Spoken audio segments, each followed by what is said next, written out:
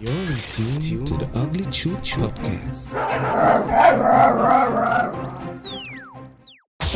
In this episode, It was so bad that after being friends from the time you reach teenagers and the borderline thing come into issue, you are willing to kill somebody that you would have known. Ugly Truth is sponsored by Timo Bakery is the best. Fresh bread, sweet bread, buns, hot spice up, buns, hot spice ups. That's the bakery for me.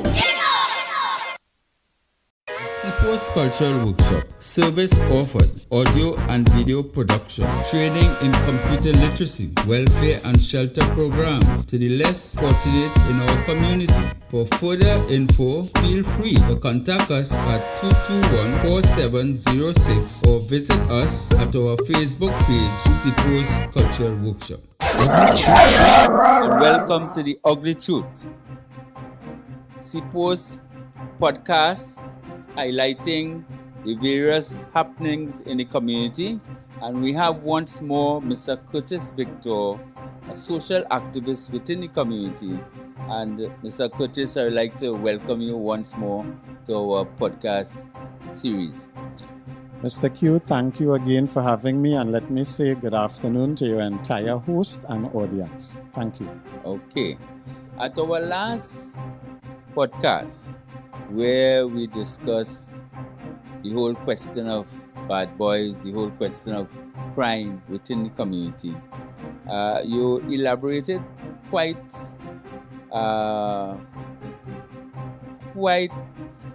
clear and quite vehemently as it relates to, what causing the crime and, what perhaps could be classified as glorifying the criminal and so on.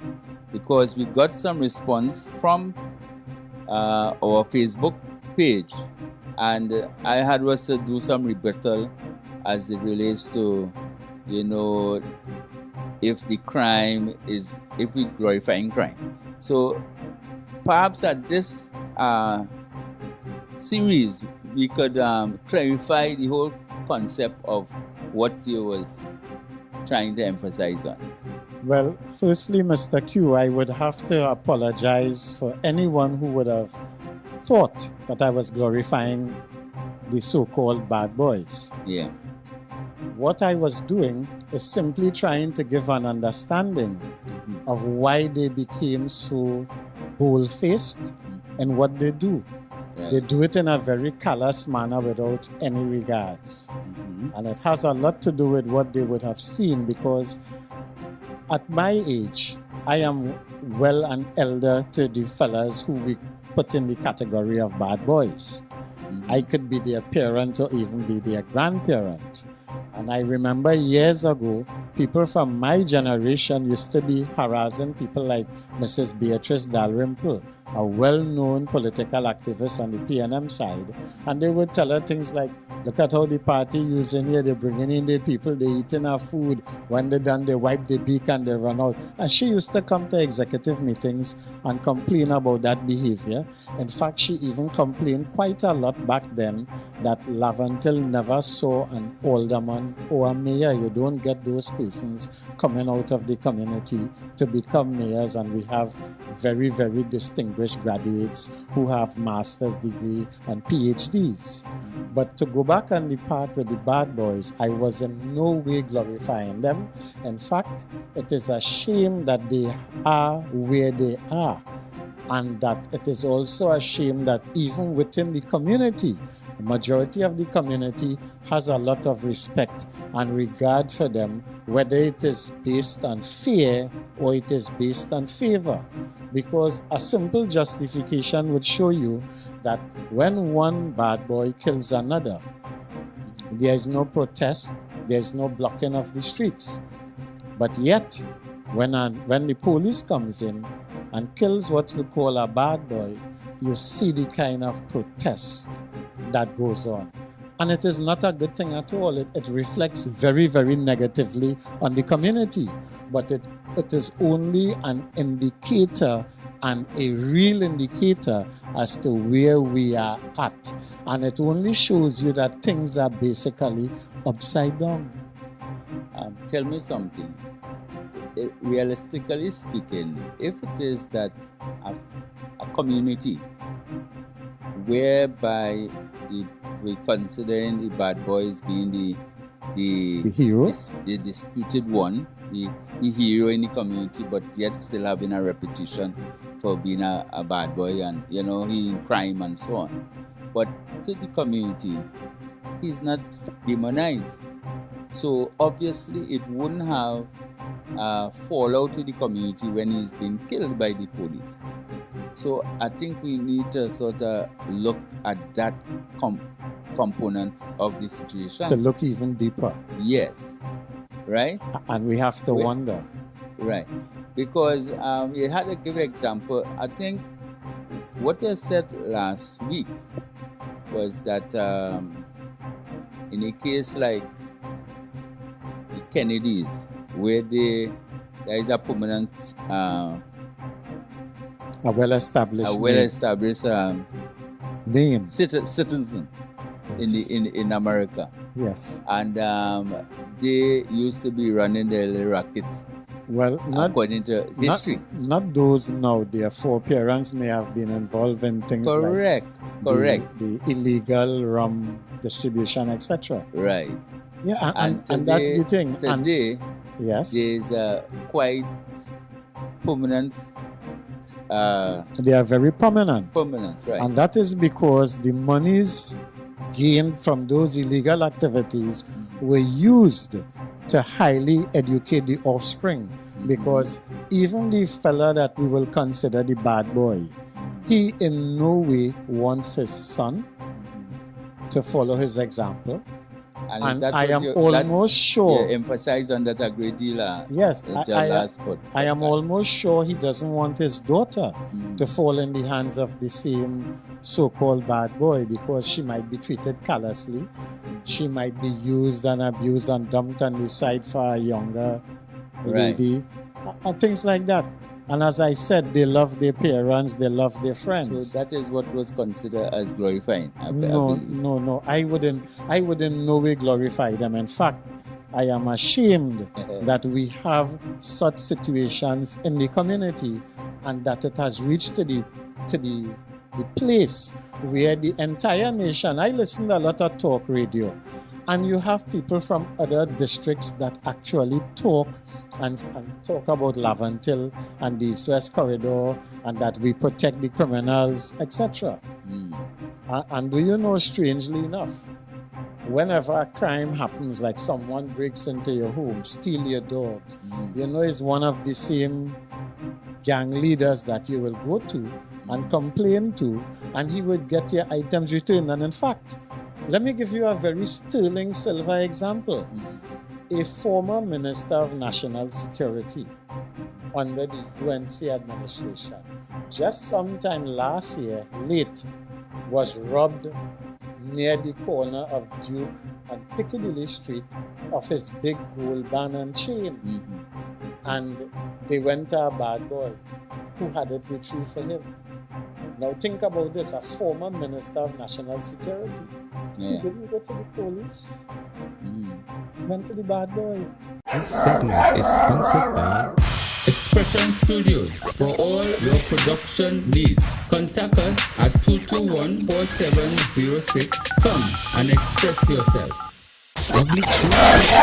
Just saying, in other words, that there is certain negativity, there is certain type of disconnect, as I would like to say, concerning the culture of the bad boys. Yes, very, very much so. And if it is that perhaps the powers that be perhaps could try to salvage a situation in regards to the youths falling into that sort of trap, you believe that could be there can be a remedy? Yes, but it also, I think, would start with parenting, because no parent should want their son or their daughter to be involved in that lifestyle. And as parents, we have to do our very best to keep sticking that message into their heads. That is not the way. Crime is not the way. Don't be a thief. Don't be a bandit. Don't be an extortioner. In other Don't be a words- murderer. Work hard. There's a guy in Mover who says, save, invest, and be cheap. They call him Mr. Mover. He's always on the radio, and I agree with him. But he also talks about the man with the bag of money getting away with everything, and the man with the bag of money always ends up the winner. I hear him get a lot of criticism, and I think people misunderstand what he's actually saying. It is not that he is endorsing it. He is simply stating a fact. Okay, let us go this way. For the past 30 years or more, we had the PNM going out of office with a big sweep 33-3 to the NAR. And what made them go out of office was this great perception of grand corruption. Government change. Who got locked up? One. No one. And then they flip sides, and when they go back in, the one who was in opposition is now in government, and he is being accused of being thief also. And for the past 35 to 40 years, we have had big politicians, some of the most highly esteemed and learned people in this country, who sit in the high echelons of power. They have been accusing each other of fraud, corruption, bubble, you name it, and they have all accused each other. And at the end of the day, what goes in? When they come in, they sit, they say, my colleague on the other side doesn't understand this, and nothing happens out of it. And they rub us blind, they rub the nation, and at the end of the day, according to Mr. Mover, the man with the bag of money always gets away. All right. And I would like to add this too. There was a gentleman who was very much involved in some serious fraud. I don't remember his name now, but he's an East Indian gentleman, and he's from a big shot community.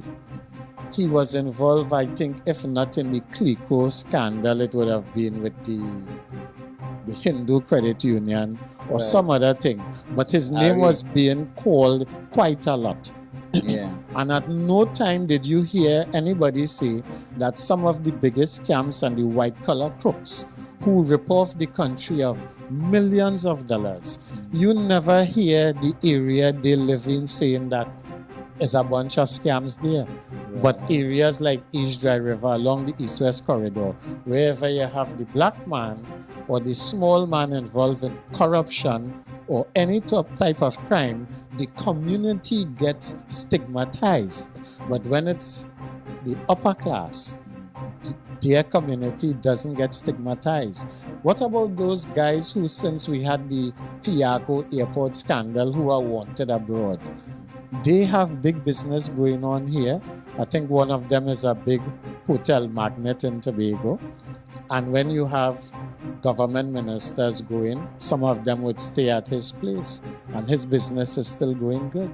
If it was the small man, come on, his place would have been blacklisted already. The perception that that we are glorifying, that you were glorifying bandits and bad boys, I think that was a myth, because what you're saying there it basically is one-sided, where one section of the society is not being taken for The task, the task, yes. while the others, it is deliberately, demonized of the community, and they according to Morgan Job, they should put a wall around Labanti and all these different type of Look, statement. we are so upside down. I remember some years ago, there was a lady who used to live, I think, around Duncan Streetway, an elderly lady. She has an apartment, and she decided to sublet Yeah. 2 of the bedrooms of her 3-bedroom apartment. She ended up losing the apartment because of that. And we have people in high office who purchase HDC homes at subsidized rates and turn around and rent it. It's all out there in public, and nothing happens. There are no consequences faced by those at the top, only those at the bottom. Okay. And this is what causes the rebelliousness among the young ones, that they don't even care about society or justice. And in fact, listen, persons like you and myself who live behind the bridge, we have to keep our noses clean, else we dead. We can't go and get involved in drugs. We can't go and get in and call in shot on people, because at the end of the day, we would find ourselves with enemies who would take us out quickly. So we have to be extremely honest and decent in order to live long and to survive behind the bridge. You have to be a good liver. All right, Mr. Curtis. I think, I would say well put. And at this point, we need to go to the outstanding individual of the week. And I just want to turn the attention to you, Mr. Curtis, as to who you would consider as one of the, or a couple of the, we want a vote from you. You scared me there when you said turn it to me, because I am in no way able to contend with persons who have been out there for many, many more years than myself, facing the sun and the rain, facing abuse, facing accusations to say you're sidling up to PNM or you're sidling up to UNC, simply because you try to deal with whatever administration is in place in order to get things for your community. I would look at persons as yourself, Mr. Morgan. I would look at persons like Mr. Ronald Timothy. I would look at Mr. Frank Cooper from Sir School, just up at the top of St. Paul Street. I would look at fellas like Foxhead, who have been teaching youngsters to play football. Fellas like Pile, Rastaman Pile, who cut his dread now.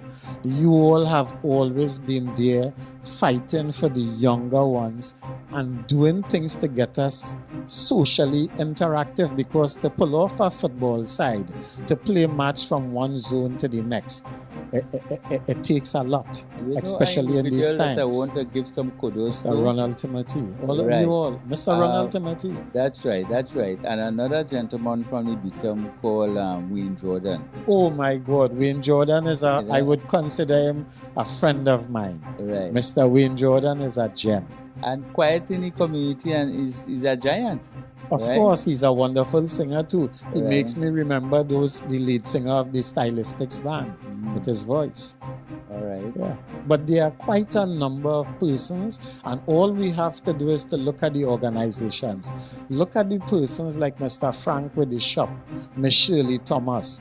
These are people who have been brave enough, despite the setbacks of the community where they could quite easily be robbed. They have been there seeking to do business and creating enterprise within the community. They make it easy for people to just leave their homes and walk across the street and go to the shop and buy what you have to buy at a reasonable price, instead of having to reach Independence Square or to go high-low. So all of these persons are very good contributors. So I have no doubt you have a basket full of persons from whom you could choose an individual of the week. We have a lot of them behind the bridge. We need good to people. wrap up, Mr. Curtis. Thank you. And I want to thank you for coming once more again to the show. The ugly truth, nothing but the truth. And hope we would have cleared up the misunderstanding as it relates to glorifying of the bad boys. I do hope so. I was only trying to expose the ugly truth so that there would be understanding of what transpires in our social circumstances. Thank you very much, and Thank I you. look forward to seeing you here again with us. And God bless, and may you continue to grow from strength to strength with your endeavor. Thank you.